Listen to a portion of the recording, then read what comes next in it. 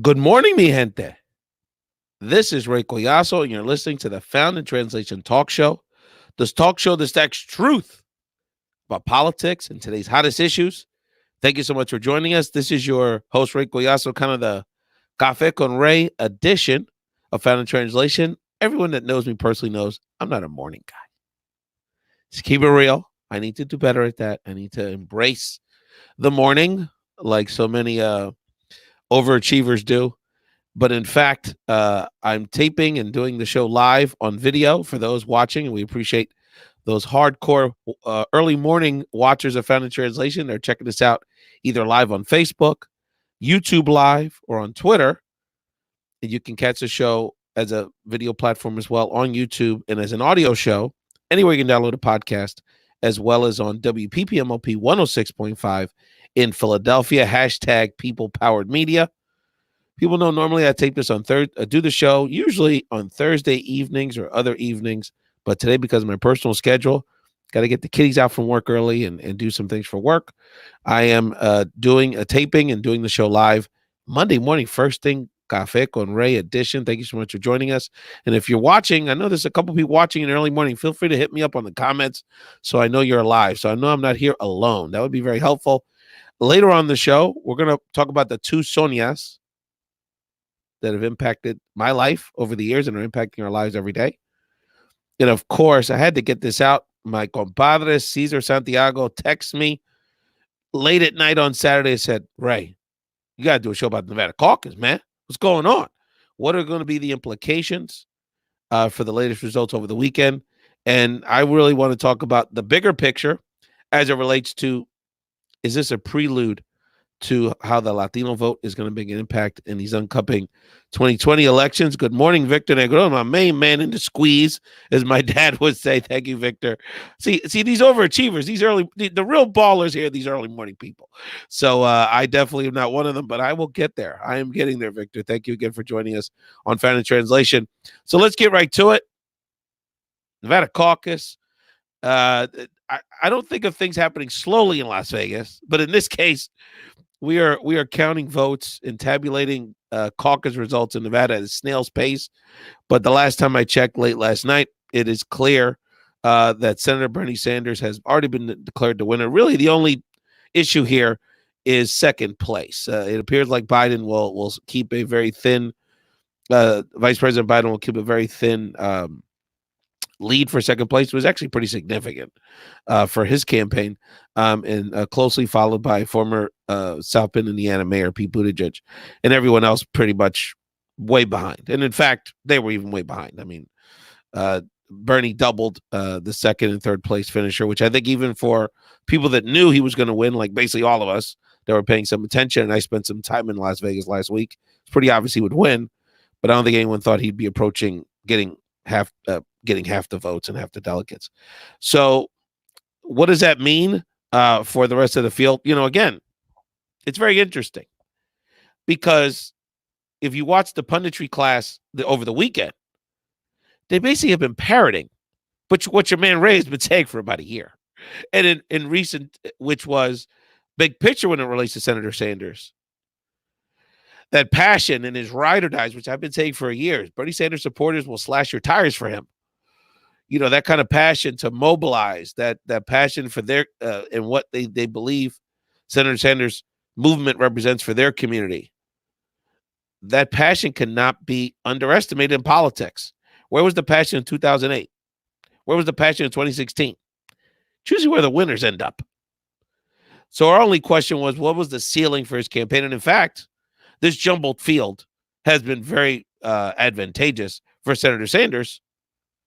But even beyond the jumbled field, he obviously, his message and his organizing acumen has been and his specific tactics as it relates to the Latino vote and the youth Latino vote in particular, being a key part of his coalition, is really bearing fruit. And as you see that advantage, that tactical investment that the Sanders campaign has made over the last several years, since 2016, when Sanders was nowhere with Latinos when he started, nowhere with people of color, is bearing a lot of fruit. And you're seeing the lack of connection, despite her fantastic policies and her excellent sort of candidacy, that lack is really undoing Senator Warren, frankly. So, in terms of the Nevada, what the Nevada results mean, it's what I've been saying. This had Senator Sanders is the favorite, no question about it. And after March 2nd, if the tsunami, this Latino tsunami, voter tsunami really hits big in California and Texas, it might be over by next Tuesday, depending on those results.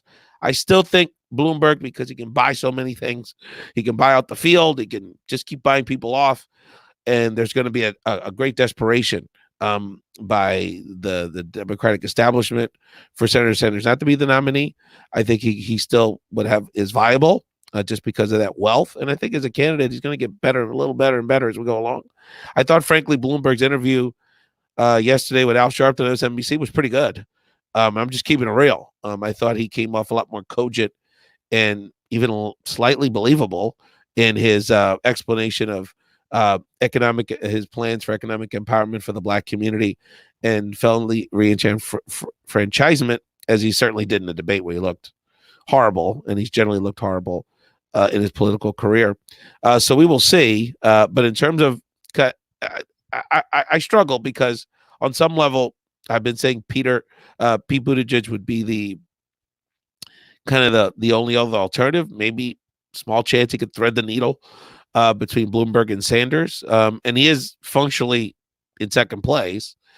But the more and more I look at how poor he's doing with minority voters and the growing influence that minority voters are going to have in this process, not only with the Latino piece and African American piece in California and Texas, sort of coming to the front and center of this election cycle, but just the prospects of him zeroing out in the deep South with Black voters does not portend well for him at all. And that's why probably at this point I would say Vice President Biden would have the third best chance, just because he had a fairly strong result with the Black community in Nevada, which always gets forgotten about, frankly. The Black vote in Nevada is one of the more underrated electorates in our country. Nevada, 10% of the population, and is a very strong electorate in a swing state. A strong performance or at least a winning performance in South Carolina after Nevada at least keeps him in the game. The issue with Vice President Biden is he's not good at fundraising. He has no money. And they put a chyron up that as of Saturday night, now the Super Tuesday is a week from tomorrow, March 2nd, he had done no TV ads in Super Tuesday markets. It's only a week from now. Whereas even Klobuchar spent some money in comparison. So it's not looking good for Biden from a longevity perspective. And he's really going to have to garner support through his brand and the force of his brand and connection to Obama. I mean, it's really what he has from a big picture perspective. Victor, the results were very strong. And I think Victor Negron, Philadelphia activist and healthcare executive, is asking for people that aren't watching the video. Any turnouts results from Nevada, I'm concerned with the lack of excitement outside of Bernie. Bloomberg will buy it. Yes, that is his plan, Victor. Well, I'll say this, that the Nevada caucus, we will see final results, I would imagine, today. We are going to, because they had the early vote dynamic, there was as many people that voted early, Victor, in Nevada, because they did have a 4-day early vote option last weekend or the weekend before, that as many people voted early as they did entirely in 2016. So we will have exceeded 2016 numbers, even though it was an expanded opportunity to do so. It's my impression we got very strong turnout in Nevada. So I think the Nevada, that all the campaigns put a lot of investment into Nevada. And look, it's relatively easier to organize. You're talking really two media markets, two cities, Las Vegas and Reno, the Reno metropolitan area. It's where over 80% of Democratic voters live in the state. It's a very odd state, from that perspective, and a third Latino. So it's got, you have tactical advantages of concentrating your Latino outreach efforts into, basically one city.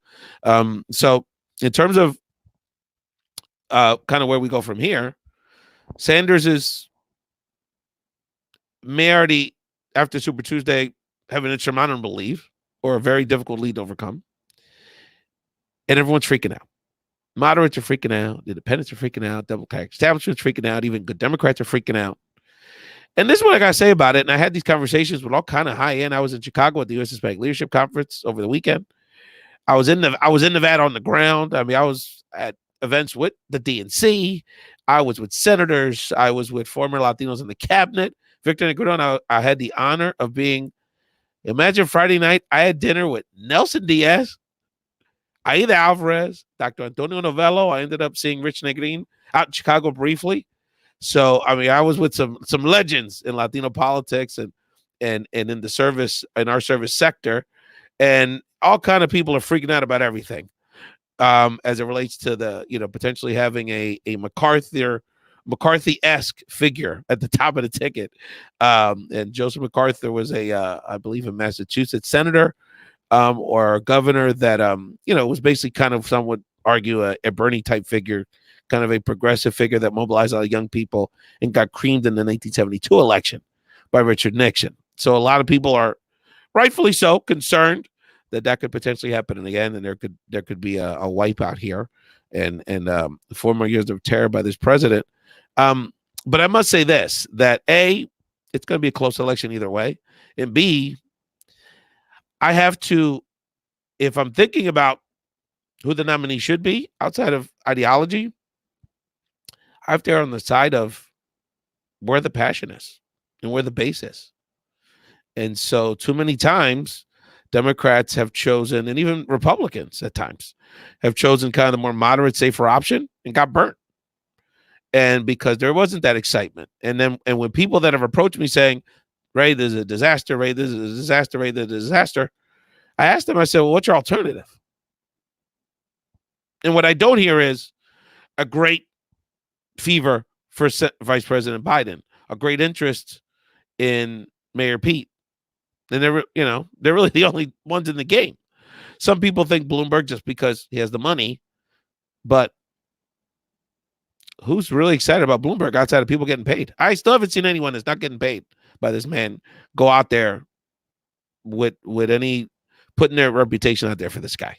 Everyone's getting paid real nicely, and there's no coincidence to that. So to me, if you're going to mobilize the base of our party, which is young people, progressives, and people of color, these are your options, my friends.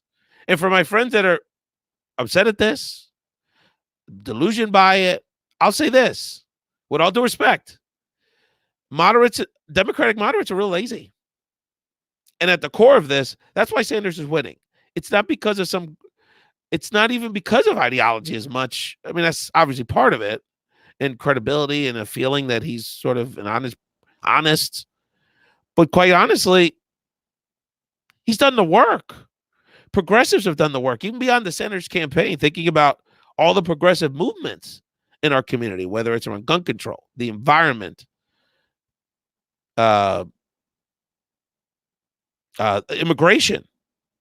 The immigration activist class is a big part of Sanders' organizing base. All these youth movements, around these areas. So if we want a moderate option, one that appeals to the white working class, one that appeals to union workers, one that appeals to that sensibility, you got to do the work and organize your people. And look, and I love Joey B. Joey B, he talks about, we got to get the lunch pail white guy in Pennsylvania and Ohio and all these places. What's he been doing the last 4 years to mobilize them? Sanders has been out there mobilizing the woke. And he's hitting, and he's bearing, and it's bearing. And by the way, that movement is also encapsulating as many or more of those people that Joe's talking about, that disaffected white working class person, as any of these other candidates combined. So guess what? You do the work, you get the kind of results that you got in Nevada and Iowa and New Hampshire. So we'll see. Really quickly, like I said, I think does a nominal victory in South Carolina, where Biden's holding on by his fingernails, propel him 3 days later with no money? I don't think so. And by the way, I think even Latino activists have underestimated where the young Latino, young Latinos are going to save us. All of us. We're going to save the whole country. Because let me tell y'all, people, I was in Las Vegas early this week. I was in Chicago. And in Chicago at the U.S. Hispanic Leadership Conference, much respect to the legendary civil rights icon, my mentor, many of y'all's friend and legend, Dr. Juan Andrade. If you don't know Juan Andrade, Google him and spend about an hour of your life reading and studying this legendary civil rights figure in the areas of civic engagement, education. This man once got arrested for teaching in Spanish at a public school in the state of Texas 50 years ago. A true hero. We would not have bilingual education in the state of Texas without Dr. Juan Andrade. And that's just the tip of the iceberg of his incredible career. So I was at his conference in Chicago with Latino leaders and Latino young people from all over the country. And I just want to stress to y'all, the passion, the nobody in our country feels the imperative to defeat Donald Trump more than these young Latinos. These young Latinos whose parents are on the ones whose parent. I'll get to that in a second, Troy. Caesar, that's a good question. I do it early morning for you, Caesar. That's why I'm doing it this morning. Whose parents are the ones that are on the threat of deportation. Their friends are on the ones on threat of deportation. The ones that get harassed at these checkpoints in the southwest part of this country. The ones who don't know, who are going to college, don't know what kind of future they're going to have in this country because they're in mixed status families. The ones that get bullied in high school or throughout the country. The ones that are getting bullied in college. The ones that are getting bullied at their workplace. The ones who are really on the front lines of this wave of xenophobia, they're responding with a tsunami of voter participation. And that's why, fundamentally, Sanders did so well as he did. That's why I predict Sanders is going to keep that wave going to keep coming. You think Nevada was something. Wait till California, which I said on my IG, which are the wokest, the mostest, and they're the biggest group. They could be 40% of the electorate on Tuesday in California, over 35% of the electorate in Texas. Wait till they get in the game. And I think that could make a tremendous difference. And I think I even underestimated that factor. Cesar Santiago, my compadre, the reason I am doing this show this morning, who do you predict Clyburn's going to endorse? It doesn't matter. Of course, Congressman Clyburn, who's in the House leadership, one of the venerable, old school African-American congressional leaders, Democratic leaders. You know, there were reports he flirted with it. There were reports. I think he's going to end up endorsing Biden, whether it's today, tomorrow, after the debate. And I think it helps nominally. It probably helps him with a point, just because Clyburn's congressional district, that's who his like field captains and stuff will be out there pushing with their ballots on Saturday. But at the end of the day, he's gonna probably win South Carolina. Probably. Again, I think the bigger question is, does it matter for Super Tuesday, which is 4 days later? If you're a Latino kid, if you're a Latino 27-year-old in Houston, does it matter if Biden wins South Carolina? I don't think so. Or a white liberal in Austin that's kind of more Bernie Warren type person. I don't think it's gonna make a difference. But we'll see. We'll see. I think it makes a difference in a sense, Caesar, that if he wins, he sticks around for Super Tuesday and kind of mucks it up and helps Bernie. So if moderates really wanted to win, they would flip a coin or pick a card and pick one, and everybody else get out the way today. On terms of the rest of the candidates, really quickly, I've said this for 2 weeks. I'm going to keep saying it. Senator Warren's campaign is essentially over. Been over. A bad fourth in Nevada. If she's not gaining traction in any of these states, it's not like working class African Americans are her base at all. So, there's just nothing going on there.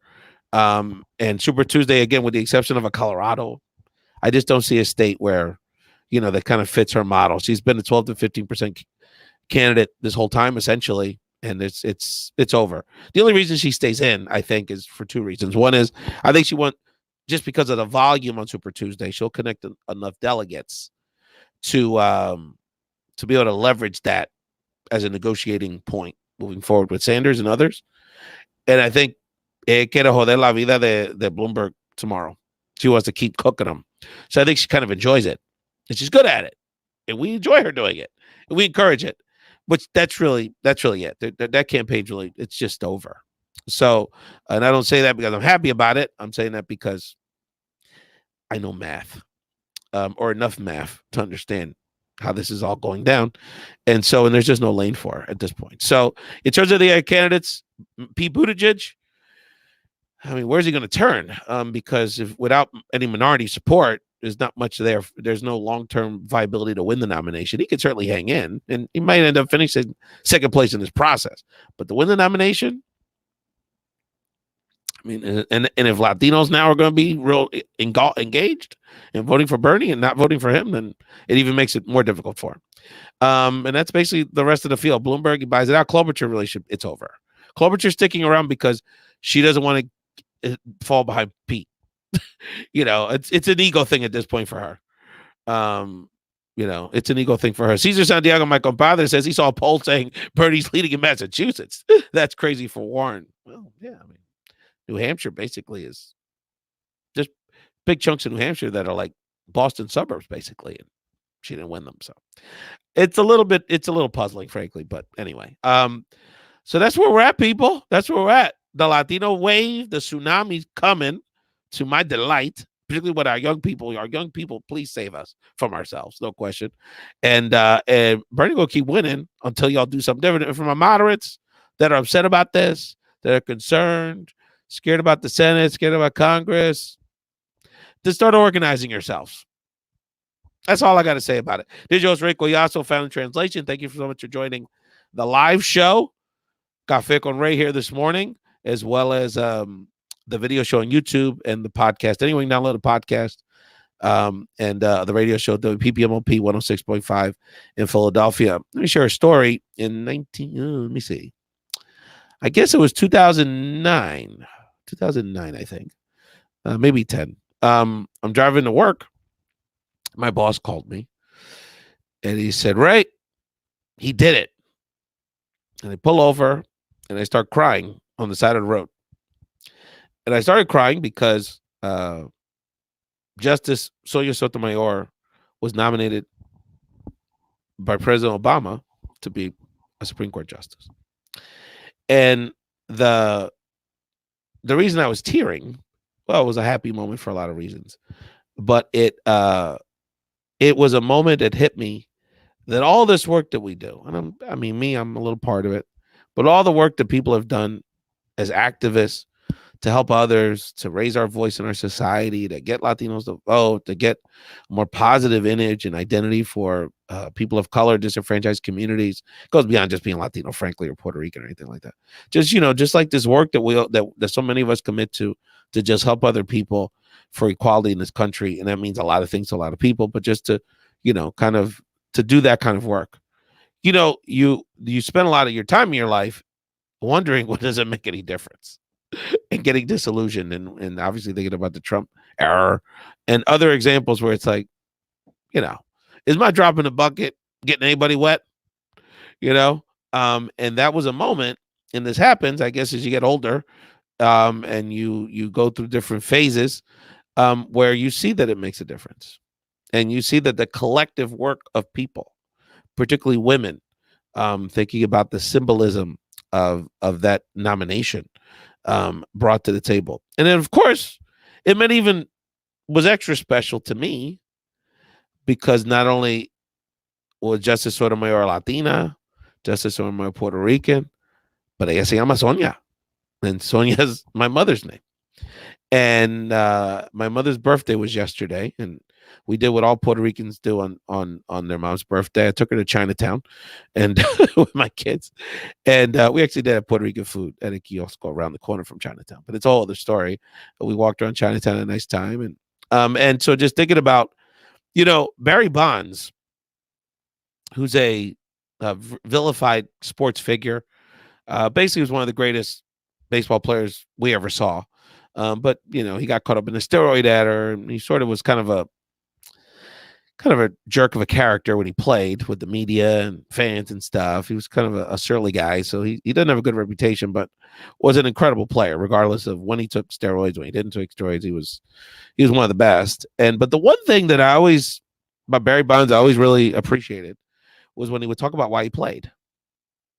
And he would talk about how, he's like, I work hard, I play every day, I never take a day off.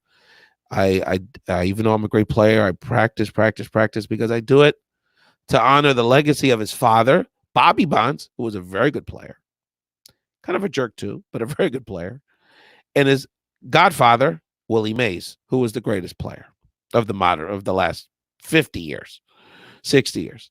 And he talked about the significance of not only them being great players and sort of from a family level honoring their legacy, but honoring their role as African American pioneers in the sport of baseball.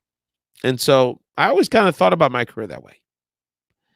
That I enjoy the work, I have to have a passion for it, and my particular history, sort of growing up in a relatively smaller, segregated, newer Latino community in Philadelphia in the 70s and 80s, really shaped my worldview. My parents were sort of part of the tail end of the Brown Power movement, the Black Civil Rights movement in Philadelphia, the Black political movement in Philadelphia, sort of a distinct history that led me to this. Party politics in Puerto Rico on my mom's side, with Don Alfredo Gonzalez, who was the sergeant of arms of the island in the late 80s. My grandfather's still alive, God bless him, in his 90s on the island. Yo lo bendiga, Don Alfredo, abuelo. But I always kind of felt that I do this for them at the end of the day, my mom, my family, and at all my community, and wanting to show people that, we're not the frickin' Badlands. And there's so much beauty and so much intelligence, so much talent, and so much service with the people that I come from. And so, that sums up. There's no founded translation without Sonia Collazo. And the rest of my family. So happy birthday, Mom. I love you a lot. And we're gonna keep doing this for you and keep doing this for the Sonias in our lives that deserve the respect, the recognition, thinking about being in Las Vegas, thinking about the women and the culinary union, and particularly the women, the immigrant women. I think about them, the ones that clean your bed, that clean your rooms in the hotel rooms, serve cards, serve drinks, sell trinkets, do whatever they can to live this dream and support their families under scorn, under belittling, under, fought to create a very powerful labor union in Nevada that is going to make a big impact in this election nationally. Are scrawling and clatching to despite all the scorn, all the xenophobia, all the crap that they get, are fighting for us and fighting for their kids. And so many of us are the kids of those kind of strong women, those Sonias in our lives. Justice Sotomayor, keep fighting.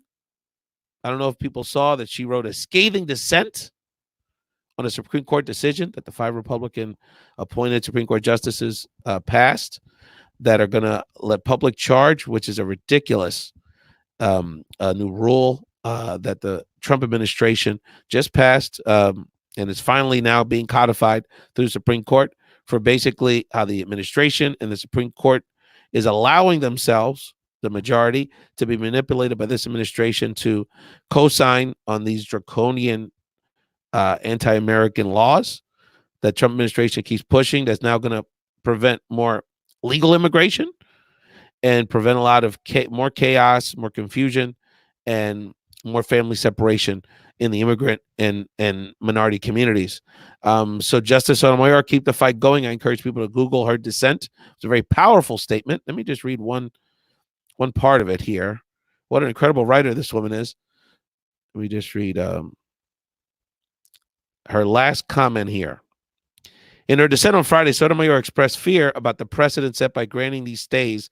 I fear, quote, she wrote, quote, that the disparity in treatment erodes the fair and balanced decision-making process that this court must strive to protect. A Puerto Rican woman from the Bronx, grew up as a child diabetic, grew up poor, grew up losing her father as a small girl with a single mother, grew up in poverty, pulled herself up from her bootstraps to go to Princeton, have a storied academic and legal career. She was the most qualified justice appointed in 80 years when she was appointed by the Trump and confirmed by the Senate in 2010. That woman is holding up the flag for our democracy. So I stand with Sonia and all the Sonias in our lives. Thank you so much for joining Found in Translation. Keep supporting the movement, people. I got to go to work. I got to get the kids to school. But thank you so much for joining the Found Translation movement. Again, it's subscribing and downloading the podcast, reviews. It's very, very helpful. Subscribing and reviewing the YouTube page at youtube.com/race podcast is very helpful, fam. Keep sharing and supporting what we're doing here. Thank you for the support for my TV appearance. There's a lot of bochincha about and a lot of tidbits, which I'll share in future episodes about my interactions with leaders, including presidential campaign managers this week in Las Vegas, which we'll get into another time. But we're going to keep giving you what you want, people. The straight truth about what's going on with politics and today's hottest issues. Thank you so much, family, for enjoying Café con Rey, and have a wonderful day. Peace.